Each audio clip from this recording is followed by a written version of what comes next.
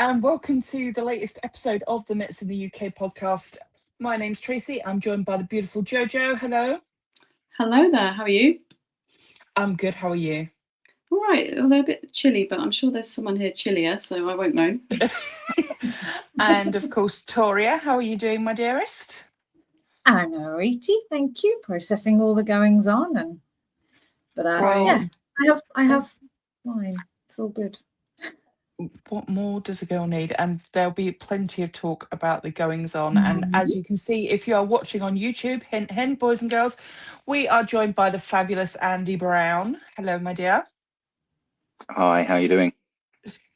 Yes, all good. How are you other than cold? I'm good. I'm all right. I'm slightly cold. I just bought a narrowboat about 4 weeks ago, and it's been a disaster. There's very little heat, and it's quite uncomfortable. But it's a pleasure to be here. Thanks for having me on. Oh, I've just got a really good introduction here. We've replaced Bold Spice by Boat Spice. There's no Tom this week. Brilliant. We have amazing. no Tom. Tom's suffering. Get well soon. So get well soon, Tom. But yes, Boat Spice instead of Bold Spice. That's perfect. Yeah. So which would you prefer next time? Give us a reply in the comments. Do you want Boat Spice or do you want Bold Spice back? Just let us know. So, Joe, I believe you have some info on news and things that's been going on. Yeah, I thought we'd run through a bit of news before we talk to Andy in a bit more detail, but there might be a kind of a secret twist that Andy might actually be a secret Mets fan. Well, not so secret. We'll find that out, I'm sure. Come on, big reveal, Joe. I'm sure we'll find that out. But, you know. Well, the only place to start with the news without upsetting anyone and making you all cry is Nimmo. Brandon Nimmo. Who saw that one coming? Anyone? No? It's a bit heartbreaking, isn't it? I thought. Oh, bit of an end of an era, but he's gone to the Texas Rangers, and we're getting Marcus Semien. So I don't know if you guys have got any thoughts about that. Tracey, how you reacting to that news? I can sort of understand it, but also not. I think that long term Nimmo was going to have to be a DH, and with the contract that he was on, that's a lot of money for a DH who's aging a little bit. I know he's been with the org since he was like 16, but sometimes you have to put the business above the heart. Yeah. What are you thinking? Yeah, I mean, I have consistently said, so I need to suck it up and live by it, that there is no room for sentiment. This hurts, like, don't get me wrong. This really hurts, but we have to trust that it's the right thing. I can see it from the baseball point of view. Brandon's had his struggles with some injuries. He is aging. It's heartbreaking in that he wanted to be a Met for life. We all wanted him to be a Met for life. We have not had many that are Mets for life. Brandon was that guy. And with everyone that we've talked to, fans and people within the organization and within the media, they all love Brandon. Everyone loves Brandon. We all do. But I think there's a couple of things to think about. One is it's part of a bigger picture, right? This is not the only move that we're making this offseason. Jeff McNeil is not going to be the everyday outfielder. I am manifesting it. This is not going to happen. I think I put this in our group chat right the other day. I 100% expect Jeff to be moved on. And actually, it was quite interesting. I'm sure we can touch a little on David Stern's press conference, but there were quite a few little sound bites kind of bigging Jeff up and about his versatility and about how he's open to different positions and all of those kind of things. And actually, if you take that back, there are quite a few kind of, look, he's really versatile. Look how useful he is, everybody. Exactly. Doesn't he look pretty on the market? Exactly that, right? So I think that we're clearing the way. It was also made very clear that, even if when we re-sign Pete and Diaz, there's room for a big outfielder there. So are we looking at Bellinger, for example? Are we looking to bring Bregman in? That's another very strong link. I'm kind of favouring Belly out of those. There's a few names knocking around. A lot of people are talking about Tatis Jr. So I am going to reserve judgment until the off season has played out. I am heartbroken, but I trust the process. Just trust the process. Andy, what do you think about it? I love Nimmo. I loved him. He's such a great player. I love how earnest he is. I used to love how like he would, no matter what happened, he'd sprint to first base. And I thought that was so cool. Like he was like every single time 110%. And I thought that was super cool. And that's one of this Mets UK podcast. I got to meet him briefly at the 2024 MLB London series. He signed one of my paintings because I did a painting of the batting practice, the workout day. And he was there at the end and he came over and looked at my painting and I said, "Oh, do you mind signing it?" And he said, "Yeah, great." And he was so nice. He's like, just such a decent fella. And like, yeah, that's the kind of guy you want to root for, you know? And it was great that he was on the Mets. It was like, yeah, he's a Met. But he's not anymore. But you got to wish him well, hey? Yeah. Toria's clutching a photo. Yeah. It's a game used ball from Brandon. Yes. Put that on a bin now, can't you? Huh? Nothing? For those not watching YouTube, Toria's currently clutching for dear life a thing that you got from the Lucky Dip. I did. I told the guy that I travelled a long way to get something nice, so to make sure I had something nice. Not a rosin bag, please. Not a rosin bag, exactly. Yes. And you're right, Andy. He's just the nicest guy, isn't he? And it's so great that you got to meet him and got that time with him. That's very amazing. Cool. Very cool. Not that we need any excuse to bring up the London series at all, ever. Oh yeah. No. Favorite weekend in history ever. Mm-hmm. So good. Yes. But I think I also said in our group chat that you're not going to get a different result doing the same thing over and over again. So something had to change. And and we've been so close for a couple of years now, and it's obvious that something is not clicking somewhere. So new blood might be the answer. Yeah, and also David Stearns made it very clear at the end of the year that their focus was going to be run prevention, and Simeon's defense is great. So we can't, even if you they're not going to put Simeon in the outfield, but even if they put him in the outfield, I would bet that his defense in the outfield is probably better than Brandon's. So it's not a massive surprise. And actually, there were whispers for a couple of weeks beforehand that he was available if necessary. And if, someone's going to come along and we need someone who is stronger defensively, and he's going to be great at second base. And again, by all accounts, he's a great clubhouse guy as well, which is really important. From what I've seen of him, I like him. I think he's solid. And that change might be something good. I don't think he's going to be a superstar. I think he's going to be a grafter. I think he's just going to come in and do the job and do it well and consistently well. And I think that's what we need. Talking of top defense, something to change your mood, Toria, maybe make you smile. Your favourite player, I think, avoided arbitration, Tyrone. I bet you're happy about that one. Cheer you up a bit. $3.8 million. I know. I might have been a little bit happy about that, and I'm not even sorry for how gleeful I was in our group chat. I'm very happy. I just like the good, solid, consistent guys getting recognised. Where would we be without Ty? Come on. If he hits like he was doing at the end of the season for a whole season, then it'd be very useful. The thing for me with Ty, it's more his defense. right? Some of the things that he does, everyone should know by now. I'm a defense girl rather than offense. Don't get me wrong, I don't mind the odd home run.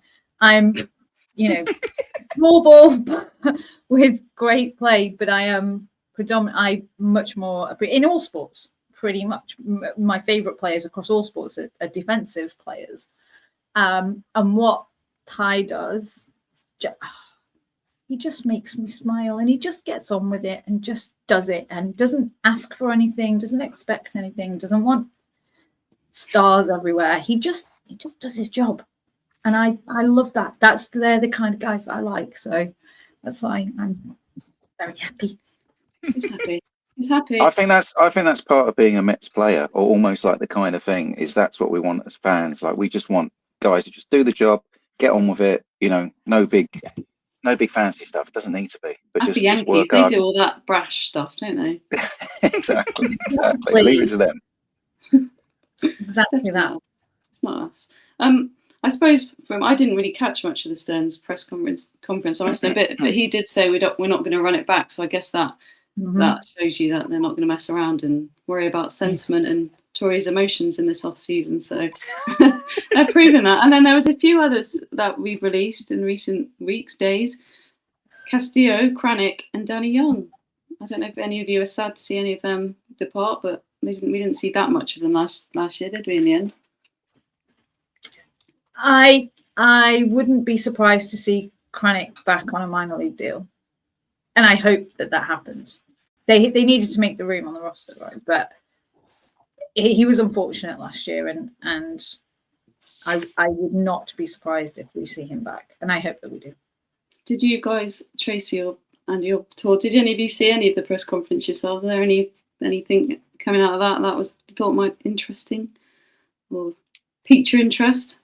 I didn't, unfortunately. I've been busy with work and stuff. Like non-baseball life. That's what happens this time of year, though. You haven't got it to entertain yourself. We have to catch up on all of the things that we couldn't do for 6 months. Unfortunately, sleep.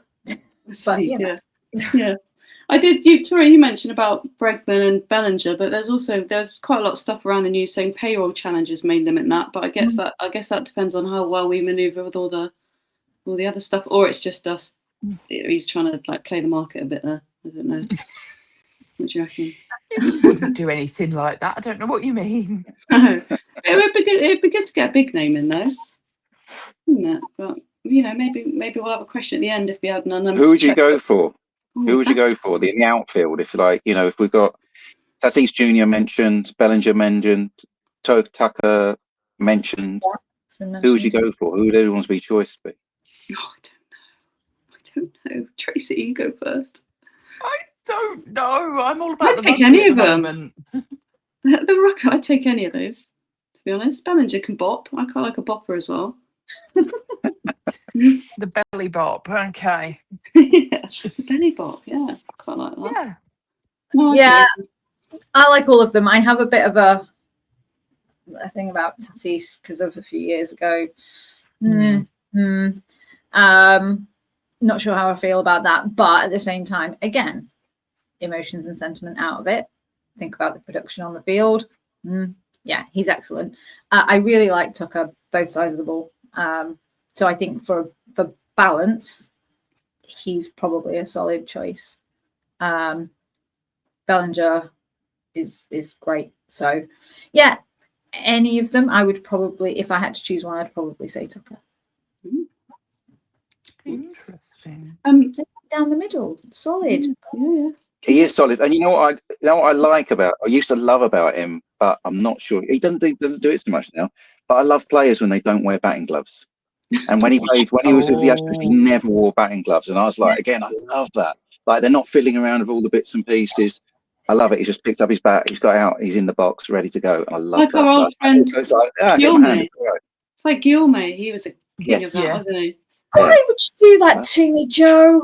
Sorry. I know you missed them all, and especially him, but he was a legend in that, wasn't he? He was like, no fuss whatsoever, just hit me. I'll take it. Yeah, just throw bats at me and catch him. He was great. I see I saw Toria, you posted one of Andy's other mates, Sean Mania, because I think you've shared a photograph together in the past with Sean. Maybe he said the loose body in his left elbow is a thing of the past. So maybe we'll see Sean back to his best next season. Was he a nice bloke, Andy? Look, he's Really a big nice. chap, isn't he? Huge, really lovely. I mean, quite boringly, they're all really nice, aren't they? They're really nice fellas. When you meet these guys, they're really nice. Yeah. And yeah, you can't believe like that, but they're massive as well. But interesting, I always find that when you shake their hands, it's like putting your hand through a drawer of screws or spanners or something. It's just like bones are just everywhere. There's like bits just dropping off. It's just like, wow, they broke their fingers many, many more times than I have. So, but yeah, wonderful fellas, but crooked fingers. Okay. Oh no, we're all going to be looking at hands now next week. Yeah. Shake a baseball player's hand, you'll see what I mean. Yeah. They'd probably just crush us, I think, wouldn't Yeah. Well, they'd have to find my hand. It's like they? Somewhere down there. Yeah. Because Toria's rather short, bless her. it's not my fault. Any other news that anyone spotted before we crack on with some questions?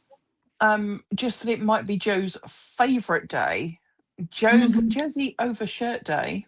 And Joe loves these things. She loves the theatre of the new players being introduced and putting on their new number and putting the jersey on over the shirt in the press room.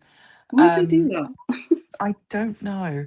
But yeah, it's Simeon's introductory presser, about half an hour whilst we're recording. If I'd have known, I would have come dressed for the occasion, but I didn't know. Enough time. Just no excuse, Joe. No Yeah, excuse. I go off camera and come back. You know what's happening. Pretty painful seeing Brandon's presser for Rangers and all this stuff. It's going to be so weird seeing him in a. But again, I'm not going to dwell on it. But there's been some lovely tributes and lovely videos, and it has been done in a very nice and respectful way. Yes. And at least he's back with Jake, which is cute. Yes. But it's just it's gonna hurt that first time you see him. It's like, you know, seeing an ex-boyfriend with his new girlfriend for the first time. Yeah, but imagine the ovation he's going to get in his first at bat at City Field. Yeah. Have you checked the dates for when No. No, not yet. Gone that far. Not got that Not far. yet, no. No, we're not. We haven't processed enough to be able to manage that just yet. No. I'll have to have a Give look. us a minute, Joe. We need to recover first. Okay, sorry. Yes. There's a healing process to go through. Mhm. Yes, we've got to go through like this, the full 7 stages of grief first. So if we've got no other news, I think it's time for some questions for Andy. Are bring you them on. ready? Because I am they're ready. tough. They're hardcore questions. Yeah, Paxman me. No pressure, Joe. So we've already established that you're a Mets fan. How did I am. that come about? Why? Well, I lived in South Korea for 10 years. And while living in South Korea, that's when I started watching baseball. And it was about halfway through my time of being there, I started watching the MLB. And all of a sudden, I knew I could understand the game better. It was like all of a sudden I was going to watch Korean games. I'd watch it on the Korean TV, but couldn't really understand it because it was all in Korean. And then I started watching the MLB, and I started watching the Mets and the Red Sox. So about the 2015, 2016, I watched huge numbers of Mets and Red Sox games. And that was, I don't really know why. One of the reasons was a girlfriend of mine, she was from New York. She lived on Long Island. So we'd go back and see her family in the summers, and we'd go to City Field and so on. So it kind of made, that was a bit of it. But it ended up that the Mets booth, the Mets commentary booth, I loved it. Like, they'd explain so much of the game. And then also at that time, the players were immense. Like, that was like superheroes. You had like Big Sexy, Noah, Jacob DeGrom, Cespedes batting, Curtis Granderson in there, like Lucas Duda. Yeah, you're right. There you go. What a guy. David Wright was kind of just about coming to the tail end of his career. And it was just an amazing team. And I'm also a Spurs fan, and I felt like the Mets were like the perfect equivalent. Somehow it was like, yeah, this is my team. They were like, That's what I It was might never say. it was never a straight line. It was always like, okay, like, you know, we're gonna just go out in a blaze of glory or whatever. It will just be like awesome, and that's kind of how it is. It's a roller coaster, isn't it, being a Mets fan? So I enjoyed that, and yeah, so I was a Mets fan, and that's how it's been. I can't say I'm the best Mets fan because as I'm traveling around the world quite a lot, I tend to be in different time zones and not often in the same place. So I tend to dip in and out of the season because there's so much going on. But of course, you got with it all with Mets in the UK, right? That's it, exactly. Obviously. So we have all the things I need right there. So it's good. So yeah, Mets fan. Once that decision is made, as we all know, there's no going back. Exactly. Why do we do it to ourselves? We're mad, aren't we? Absolutely mad. We were obviously it's not really boring, bad is it? in That's a what I like previous about it. life. No, it's not. It's not boring, and that's that. You don't want anything boring. Win all the time, So- lose all the time, boring. This is it. Apart from being a Mets fan, obviously, is the painting malarkey then? You're an expert guru painter, or I've decided to call you before. How did that come about? Is that a natural talent you've always had? Yeah, I was always good at art, and I'd studied fine art, painting. I went all through school. All through school, I was one of the guys, or the guy who was good at art at school, and then just went through it, and then ended up did a degree in fine art painting. I taught art for 5 years in the UK, then ended up in Korea teaching it over there. Thought it was just going to be 3 months, ended up being 10 years. While I was there, I started watching baseball as we established, because there was no cricket and the football was okay, but there weren't many people. But over there, the KBO was massive. So it was really good. And I loved going to the ballpark, and you could just see so much to do with the culture. I reckon you go to a ballpark or you go to a baseball game in any country in the world, or most sports events, and you'll know so much more about the culture, the food people eat, the songs they sing, the music they listen to, and the sports they play and how they play it. And even when you look outside the stadium, you can see whether there's churches or temples or Shinto shrines outside the Koshin in Japan. You can tell by the architecture about the economics, the politics. In Cuba, you can see like the facility, the way the structures are designed there. They've got that kind of constructivist Russian kind of twist to them, obviously because of the political situations. And I love that. So I started doing little drawings of these stadiums in Korea, just learning about the culture and learning about the game. And then it ended up that I'd go to different cities and do these little drawings and just build up my understanding of the game and understanding of the culture I was in. And then, of course, I found out they played baseball in Japan. So I was over in Japan doing the same thing. And then now I've been, I think, 20 different countries, sorry. It is, I don't know how many stadiums now, over 120. I know I've done 120. Probably, I haven't done a count in a long time. So it's 20 different countries, over 120 different ballparks, thousands of games, I guess. It's been a lot of fun. And here I am. And I've got my GB gear on because, now I paint for the national team, and I was with the women back in the Czech Republic this summer. I was with the under 23s. They, both those teams winning goals with the seniors in Rotterdam. It's amazing. I can't believe it, really. Very often, it's ridiculous. It's ridiculous. Like, it's awesome. It's absolutely ridiculous. I remember being sat in Mokdong Stadium in Korea with Joey, baseball Brit, back in, that would have been 2015 or whatever. And I was doing a drawing of the thing. And I can remember the drawing, I still got it. And some people were kind of looking at it. And we were kind of talking about, we always that was when we first got onto Twitter, and we were like putting tweets out, and we're just hoping one person liked it or one person replied. And then at one point, it was Brooks Raley, actually. Brooks Raley, and there was another guy called Andy Burns who were playing for at the time. They might have been playing for Lotto Giants. I can't remember which team they were playing. Anyway, they were playing for one of the KBO teams, and they got in touch with me, and they were like, "Hey, we've seen your work. Can we buy a print, or can we get something?" And I was like, "Yeah, of course." So then it was like the players started to see what I was doing, and I was like, "Oh my God, this is awesome!" So and then cool. it's just grown. So it's been very good. It's not been dull. It is amazing. It was so lovely because we were really fortunate. Again, we don't need an excuse to bring up London series, but we were kind of where you were when you were painting at the London series, and it was so good to be able to kind of glance over and just see you doing your thing and how that kind of progressed. I mean, we were drinking lots of wine and beer and things. Flat beer. Yeah. But it was free, so who cares? But to be able to, glance over and kind of and see that the work progress. And there are times I watch a lot of the cricket as well, and every camera will kind of like zoom in on some of your work, like while you're doing it, and I'm just like, yeah, I know him. That's Andy. That's Andy's work. Andy watch, and I'm watching cricket somewhere. I was like, where is he? Where is he? I keep saying, and I think I've been in touch with you before, and said I absolutely need to get a piece for my office because it's a little bit Mets. Let me tell you this: there is a Black Friday sale coming up. So you've just touched the right segue there. AndyBrownStadiums.com. Get on there on. I think I'm going to put it start on Friday, but anyway, over the weekend, 25% off. Go get it. Amazing. What's the link, Andy? AndyBrownStadiums.com. You'll see my most of the back catalogue and all sorts of options. I can vouch for the quality because I bought one for my new house when I moved last year. You did. Pride of place. My customer. Yeah. You did. We I was on the website just the other day, in fact, so showing someone else. But yeah, and obviously we can link to it as well in the lovely. Yeah, thank you. Tweets and the comments and stuff. But it is. How do you balance, because obviously you enjoy the sports, so you're there and you're working, but how do you balance kind of taking in the sport versus the work? Like I personally, I'm sure I could kind of focus on both, and I would be totally distracted by what's going on. Soto hits a massive home run. You go, oh shit! Yeah, exactly. How do you manage and balance that? You can't really. It's impossible because you do miss.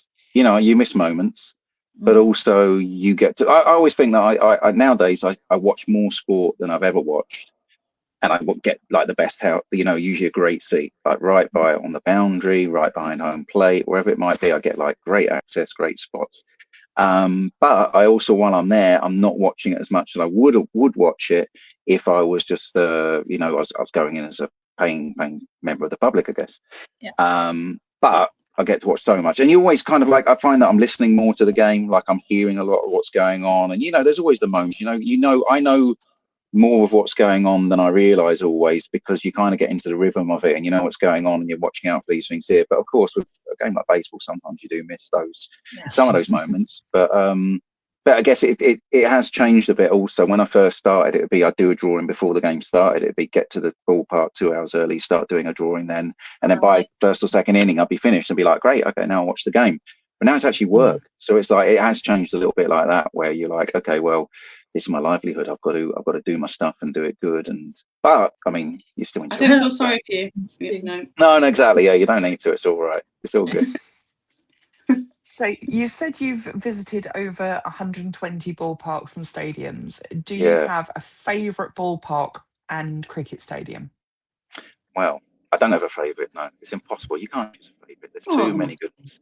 Like cricket, okay, I did make a little list because I was like, okay, there's some ones that I really love. Dharamshala in India, you've got the Himalayas behind, and you can't beat that. You're in a beautiful, you're in the Himalayas are right behind it. They've got these massive mountains covered with snow.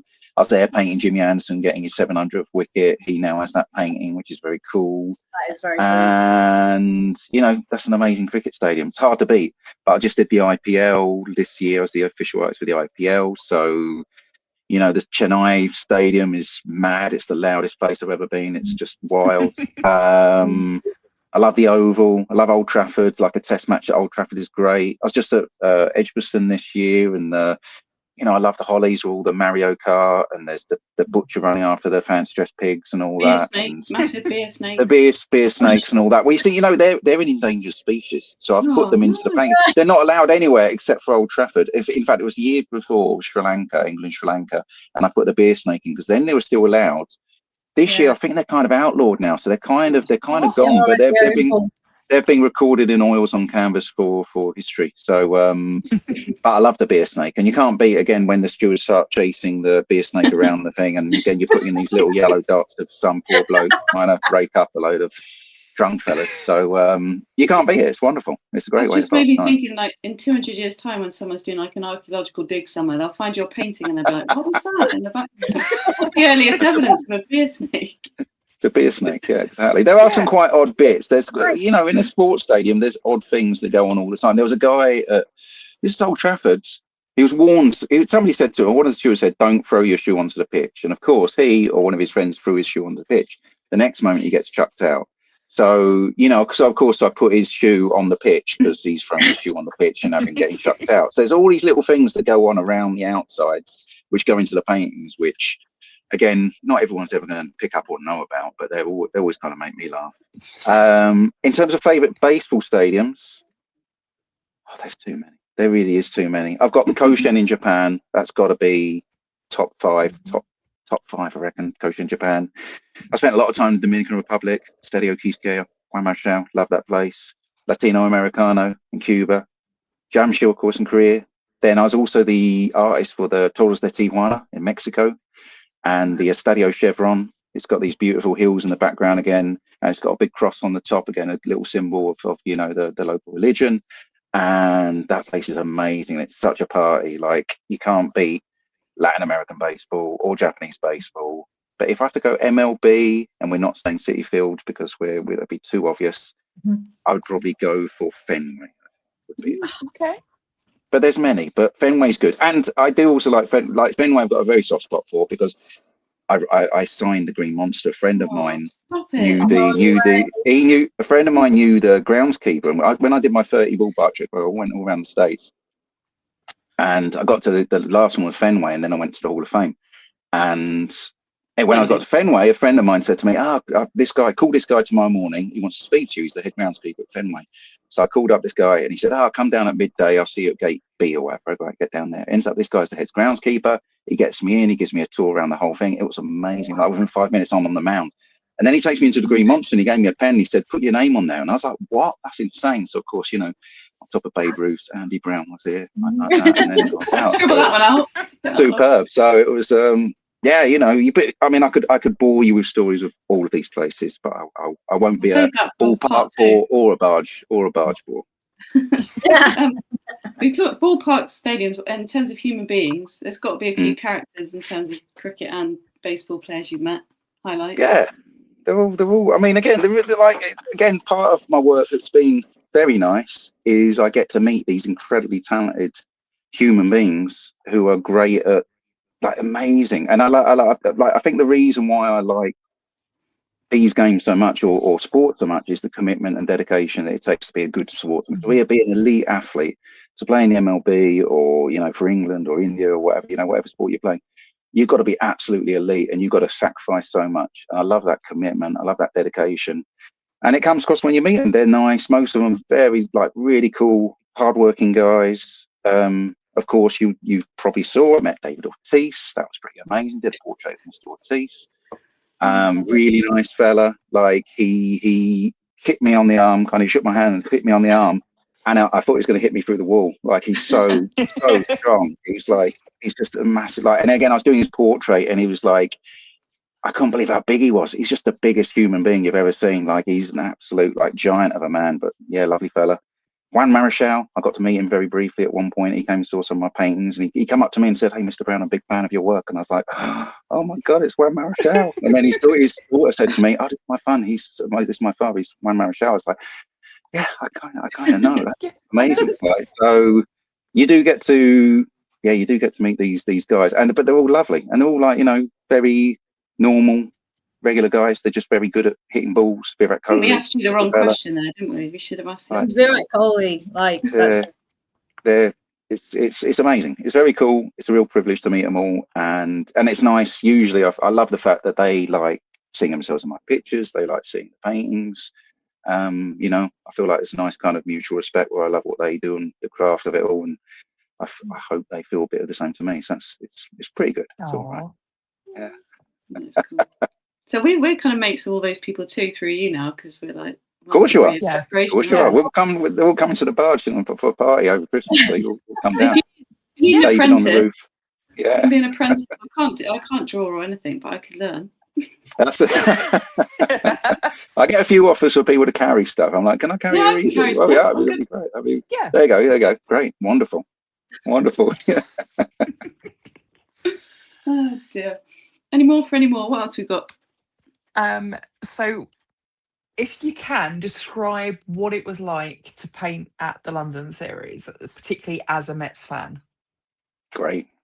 Especially game 2 and the way it finished. Amazing. It was so much fun. That was so much fun.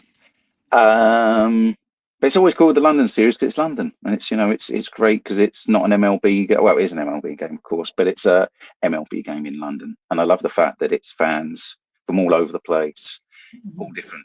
Everyone just wants to put their baseball gear on at the weekend, right? And it's just a great weekend. And the way that one finished after the first game, it was just perfect. It was so good. There's one of the details in that is there was those black London taxis, right, that they had kind of dotted around the stadium. I think there was one right behind me. I can't remember. I think it was that game.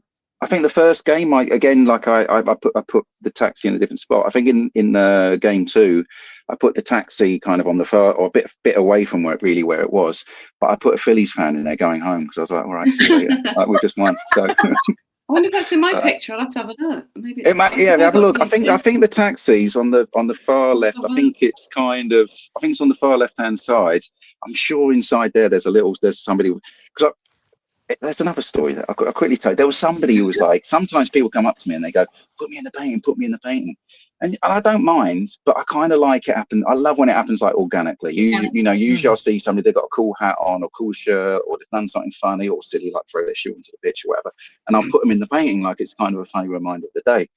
But then there was I think there was somebody who just kept shouting at me for the whole game, put me in the painting. I was like, oh my God, like you're not going in the painting, that's it. It wasn't but us. Then I put that one into the painting in the taxi because I was like, right, you're going home now. I was like, you're in the painting now, but you're on the taxi home. I did think there was a picture a bit at the bar. I'm sure there's like 3 girls kind of like hanging over the side of the bar. with pints of wine, yes. That wouldn't be us. We were nowhere near it. No, just a rumour. Not at all. Any places you haven't painted that are on your wish list? You think anywhere? You signed most of them. No, not really. It's not really. It's just a matter of more. I just want to paint more. Like it's just like, okay, I've done 100 and whatever it is now. I just want to do more. Like it's just like, okay, another game. I'd like to go to Venezuela, Puerto Rico, Curacao. I'd like to go back to Japan. Can't beat Japan for baseball. But honestly, anywhere, everywhere. Cuba, I would like to go back and do more. I did kind of the playoffs and the final in Cuba. That was 2019, 2020. And it was so cool. But I didn't, I feel like usually it's like with Korea, it was like, okay, I've done one, now I have to do them all. In Japan, I've done one, I have to do them all. Taiwan, I've done one, I have to do them all. The MLB, done one, got to do them all. And it's like, I've got to collect them all. So it's like, once I've done one, got to do them all. So I kind of, exactly. It's like, my way of collecting is like this, I guess. And what about other sports? Yeah, I do. I guess through the years I've branched out into other sports, and that's been a mix of necessity and opportunity. So I've done some polo, I've done football, I've done cricket, I did the rowing, I did the Henley Royal. That was fun. That was very posh. It was very nice. I've done all sorts. Like I'm trying to think what else I've done. NFL, I did the NFL London. That was the Jets and the Broncos just last month. You can't beat it, and I've got to say the best is the GB stuff. I love doing the GB stuff. It's so cool to be like the artist for the national historic team. though, isn't it? That's really cool. It's amazing. And like just to be inside the camp again, it's like this mutual respect, or this respect I have for the players and sports and athletes and what they do and what they go through, to be behind the scenes with them in the meetings, in the cages, whatever they're doing, I'm there painting them doing it, pretty much, not within reason anyway. And and I love that fact that like you're there and you're in the team photo with them as well. Like they complete, like I got a gold medal at the under 23s. Like Jonathan Crammond called me for, he was like, Andy, come here, and they had a go, and I got presented a gold medal at the end, and the team went wild, and it was like that was a pretty special moment. And it's just those sorts of things are like, yeah, you can't beat it. It's amazing. So I love the GB stuff because you just of course we've got WBC coming up again next year. So that's next year. That's the big thing for springtime. And then who knows after? And this is the whole thing. Like I know it started off as an interest, and I've just what I do, and it comes to whiz. Go on. I've got a job suggestion. You should go to Boston and paint Laura making her debut in the women's professional baseball league. Yeah. That's amazing, isn't it? We should shout out to Laura for getting drafted in that, because that is amazing. I mean, the GB team in Hoboken were phenomenal. Like they were so good. And Laura was injured. I didn't even realise she was injured. I was like, Really? she was phenomenal, and she was injured, and I was like, because I think she was supposed to pitch, but somebody had said to me before the tournament, I think it was at the under 23s, I think Connor or John JC said, "Oh, Laura, I think Laura's injured," and I was like, "No way, like that's a big loss." And then she was playing, and I was like, "Oh, she seems fine, like great," but she was just playing through an injury, and she was still like miles ahead of everybody. It was just head and shoulders. She's just an absolute superstar. Incredible. Yeah. It's just a shame baseball's not quite so big in this country yet, because she'd be a superstar, wouldn't she? Yeah, exactly. Yeah. She is, They need a really. bit more. They need a bit more spotlight. I feel like the GB women's team. They are the way they're going about it, and they're winning. And it's like, this is for other females in this country to get involved in and be part of, and the doors are right there. It's great. Yeah, that's awesome. Awesome.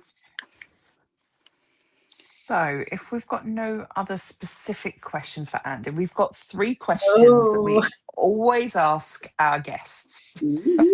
Go on, let's go. Again, nothing too difficult, but who is your favourite Mets player, past and present? Oh, okay. I would say past. I think I'd go Big Sexy. I think I'd go Bartolo Colon. Okay. I think for past, like, I just loved how ridiculous he was. Kind of, it was just like, here he is, like, he was just fabulous. He was just so fabulous, and he was just larger than life, wasn't he? He was brilliant. So yeah, I think I'd go him. Past, present, I think I would go tricky, isn't it? Maybe Lindor. Okay. Probably Lindor. Probably Lindor. Yeah, probably Lindor. Let's go Lindor. Yeah. Commit, Andy, commit. Yeah, no, I can't because there's too many. I'm very bad at this. Like, this is why I've painted 121 ballparks or whatever, because I can't just do one. I've got to go with all of them. It's typical. Okay. What is your favourite Mets moment? It could be one that you've seen in person. It could be one that you've heard about, that you've seen on TV. Well, London series. That was superb. Yeah. That was like that was like the perfect end to a baseball game, and the fact it was the Mets was like, that was amazing. And we're all going, what just happened? What just happened? Anyone know what's just happened? We won. Yeah, it was amazing. Yeah. It was so good. And it was a good game. It was a great game of baseball. And I thought it was such a good. It was a shame that the series hasn't been back this year, because it was like it just left. 2024 was left in such a an explosion of action and like energy, and it was just like, right, if that energy was there, and it was like a cliffhanger. I thought ready for 2025, but not quite. Not to me. Yeah, we might have brought that up a few times. I can imagine. Yeah, I can imagine, just once or twice. And that was that final moment was quite funny for us personally, because we were sat right on the edge looking over the people just in front of us, and just in front of us there was these really annoying Philly fans that were giving us grief all weekend. So to turn around and go at the end was quite amusing. And final one, you're given access to Uncle Steve's checkbook to trade for one player. They don't even have to be a free agent. Who is it and why? Well, I'd say probably, I'd say you should trade for Andy Brown as an artist to be the Mets official painter for 2026. I'm not sure if that's a valid answer, but that would, okay, I'm going to go with that as my answer. He should, I think he's doing well. He knows what he's doing, but he should, a big contract though, obviously. And he could get Andy Brown as an artist painting. You could have just said Atani. We'd be like, yeah, fair enough, but why not? There's plenty of to bring friends along whenever you like. Apprentices. There you go. Yeah, there you go. Yeah, exactly. And that's it. You guys have to come in the booth and all that sort of thing. Yeah. So easel carriers. We're good at carrying easels. Yeah, and things. You're very good. And I'm big enough to carry brushes. Okay, that's all right. We can do that. You can. And we have lots to pass around. You carry the brushes. We've got easels. We've got it all. We've got it sorted. There you go. That's the plan. I love that. Yeah. We'll make sure we tag Uncle Steve in this and let him know that you are manifest available. That one. That's it. Yeah. Absolutely. He's got the money, to be fair, hasn't he? So it's 6 months, traveling around the US with the Mets, charting the season. It'd be incredible. Absolutely. Well, 7 or 8 months really, because you could start at PSL in February. I could see a Netflix series coming out of this and everything, to be honest. Yeah, absolutely. Get on it, Uncle Steve. Come on. Yeah. Great. Yes. That would be good. Yeah.